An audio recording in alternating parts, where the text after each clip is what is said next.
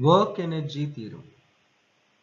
So according to work energy theorem, it states that the change in the kinetic energy of a particle is equal to the work done by the net force. That means the change in kinetic energy is equivalent to work done. So let us prove this. So consider there is a body of mass m which was initially moving with a speed velocity u. So once it comes to a point A, now we started applying a force F on it. So under the influence of force, the body is accelerating. That means the velocity of the body will keep on change with respect to time.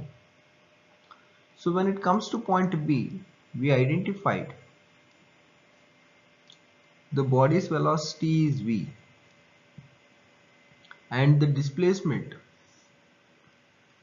from A to B, let it be s. So since the body is moving in the straight line direction, so we can apply equations of motion. So we know v square minus u square is equal to 2as. So let this be equation 1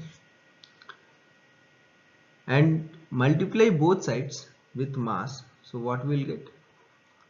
mv square minus mu square is equal to 2mas. So send 2 to the other side. So what we'll get? mv square minus mu square by 2 is equal to ma into s. So what we can write finally?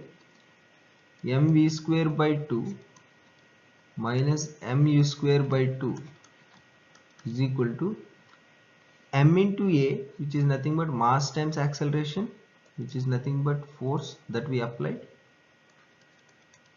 into displacement. So what finally we can write? Half mv square minus half mu square is equal to force times displacement, is nothing but work done. So whatever the kinetic energy changed, which is a resultant of the work that we do. So when the work is done on the body, it will cause the change in kinetic energy.